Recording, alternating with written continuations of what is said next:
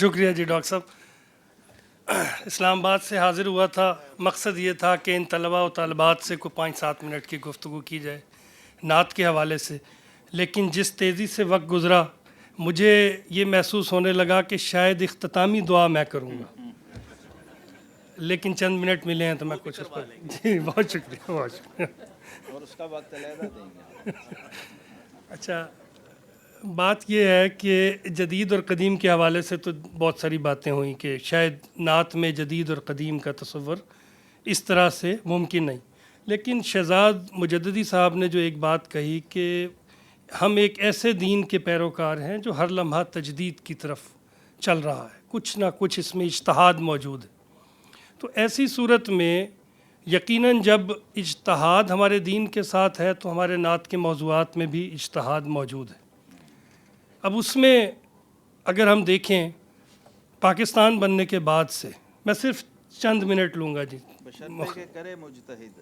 جی ہاں، یہ ایک علیحدہ معاملہ ہے، لیکن اس کے اوپر اور مزید بات جو ہے وہ پھر تو پاکستان بننے کے بعد جب 70s میں فرانس میں جب تحریک چلی تھی تشکیل اور رد تشکیل، ڈیریڈا نے جو وہاں کا ایک مفکر تھا، اس نے لامرکزیت کی طرف وہ لے گیا تھا. پوری جو ادب کی تحریکیں تھیں وہ تمام کی تمام، ایسے میں مذہب کو اس نے پیچھے کر دیا اور وہ تحریک بہت تیزی سے اوپر آئی. لیکن کیونکہ ہم مسلمان ہونے کی حیثیت سے ظاہر ہے یہاں سے رد عمل آنا اس کا لازمی تھا، اور ہم نے اپنے مرکز یعنی نبی اکرم صلی اللہ علیہ وآلہ وسلم کی ذات کو مرکز بنا کر اور استغاثہ پیش کیا اور اپنے مسائل پیش کیے، وہ ساری چیزیں شامل ہیں. پاکستان میں جب روس کا انہدام ہوا، امریکہ جو ہے وہ یونیپولر ایک فورس کے طور پر سامنے آ گیا، تو ہمارے مسائل جو ہے وہ کچھ اور طرح کے ہو گئے. اور وہ چلتے چلتے 2001 میں جب آپ کو پتہ ہے 9/11 کا مسئلہ آیا تو اس کے بعد دنیا ایک تہذیبی ٹکراؤ پر پہنچ گئی. اب موضوعات بدلنا لازمی تھے. یہ ہو نہیں سکتا کہ دنیا جو ہے وہ ایک طرف چل رہی ہو اور ہمارا مذہبی طبقہ یا ہمارے نعت گو شاعر جو ہے اس سے بالکل علیحدہ ہو کر کچھ اور ہی بیان کر رہے ہیں. تو وہ جو تبدیلی آئی اس میں بین العلومیت شامل ہوئی، نئے موضوعات ملے، نئے علوم کے نئے ذرائع دریافت ہوئے، وسائل دریافت ہوئے، نئے موضوعات آئے علم کے حوالے سے. پھر منطق اور ٹیکنالوجی میں ایک بہت بڑی تبدیلی آئی. ٹیکنالوجی تو آپ کے سامنے بچے کے ہاتھ میں، اب کتاب کی جگہ جو ہے وہ فون آ گیا، کتاب جو ہے وہ منتقل ہو گئی اس پر. اس کے علاوہ منطق، پھر ایک اور جو بڑی اہم چیز ہوئی ابھی جس کا ذکر صبح میرے استاد محترم ڈاکٹر ریاض مجید نے بھی کیا، جیمز ویب یا گاڈ پارٹیکل کی دریافت یا اسپیس ٹائم بینڈ، یہ ساری چیزیں وہ ہیں جو ابھی پچھلے 20-25 سال میں ہم لوگوں تک پہنچیں اور ہم اس کے متعلق سوچنے لگے. وقت کی تفہیم کرنے کے لیے اب ہمارے پاس حیرتی سے زیادہ آگے اس کو سوچنے کے جواز موجود ہیں ہمارے طالب علم کے پاس.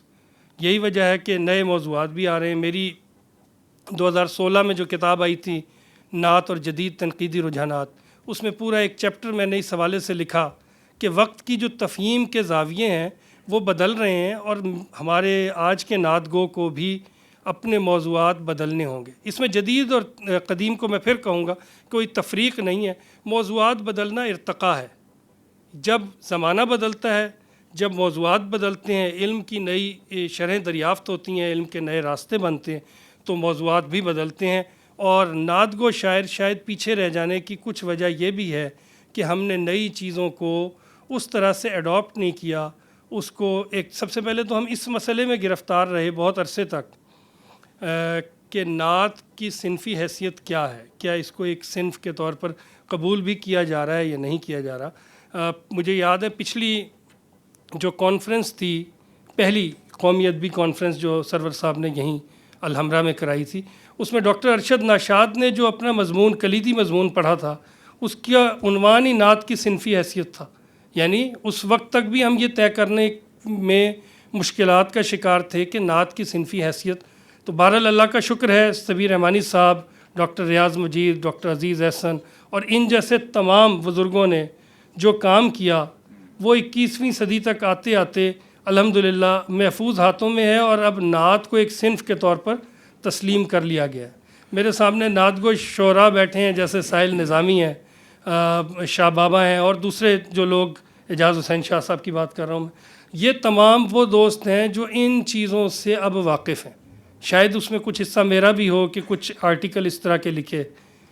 2022 میں جو میری کتاب آئی تھی تنقید نعت، تناظرات و امکانات، اس کو بھی دیکھنے کی ضرورت ہے، نئے موضوعات اس میں بھی ہیں۔ میں کچھ موضوعات صرف 1 منٹ میں یہ پڑھ کر دے دیتا ہوں آپ کو، اور اس کے بعد پھر آپ جو ہے وہ اختتامی، لیکن میں گفتگو اس پر مزید کسی وقت موقع ملا، آپ نے موقع دیا، انشاءاللہ حاضر ہو آپ کر اس سے پر پھر پوری ہم بات کرنا کسی چاہوں وقت لیکچر رکھ لیں گے، جی۔ لیکن اس میں وقت صرف دو منٹ میں آپ کا یہ ختم کر رہا ہوں جی۔ سیرت پاک سے انسان دوستی کی آئینہ سازی، تصور عظمت انسان بتناظر سیرت نبی صلی اللہ علیہ وآلہ وسلم، قرآنی فکر کے حوالے سے وقت اور زمان، یعنی زمان و مکان، ٹائم اینڈ اسپیس، اس کی تفہیم میں جو اطلاقی سائنسی علوم شامل ہوئے ہیں ان کے حوالے سے موضوع بنتا ہے۔ قرآنی فکر کے مطابق واقع معراج میں وقت کی تفہیم کے جو نئے گوشے سامنے آئے ہیں انہیں دیکھا جانا چاہیے۔ ریاست مدینہ کا جو تصور چند سالوں میں تو یہ مذاق بن گیا، لیکن حقیقت یہ ہے کہ ریاست مدینہ کا جتنا وسیع تصور دین نے ہمارے دیا ہے، ہم اگر صرف اس کو بھی اپلائی کر لیتے تو آج ہم کہیں اور ہوتے۔ بہرحال ریاست مدینہ اور بین الاقوامی مذہبی ہم آہنگی، پھر بین العلومیت اور علم کے نئے گوشے ہیں، پھر اسلامو فوبیا، اس کے اوپر ضرور موضوعات دیے جانے چاہیے۔ 2014 کے بعد سے نبی اکرم صلی اللہ علیہ وسلم کی شان میں جو حرزہ سرائی کی ناپاک کوششیں ہوتی رہیں، قرآن کو جلانے کے واقعات، اس کے پیچھے کیا وجوہات ہیں اور اس کو ہمارا نعت گو آج کا کیسے دیکھ رہا ہے، اس کو ضرور دیکھا جانا چاہیے۔ میں نوجوان بچوں سے یہ کہوں گا کہ وہ اس طرح کے موضوعات لیں تاکہ نعت میں ان چیزوں کو ضرور فروغ ملے۔ نبی کرم صلی اللہ علیہ وآلہ وسلم کی شخصیت کو ہمیں پہنچانا ہے پوری دنیا میں، ایک ایسے مسلح کے طور پر، ایک ایسے ریفارمر کے طور پر جنہوں نے آ کر صرف 63 برس میں پوری دنیا کی شکل تبدیل کر کے رکھ دی تھی۔ تو بس یہ میری گزارشات ہیں۔ انشاءاللہ پھر کسی وقت آپ لوگوں سے بات ہوگی۔ موضوعات یہ چاہیے ہوں تو میں آپ کو یہ دے سکتا ہوں مجھ سے۔ جی میں بہت ممنون ہوں۔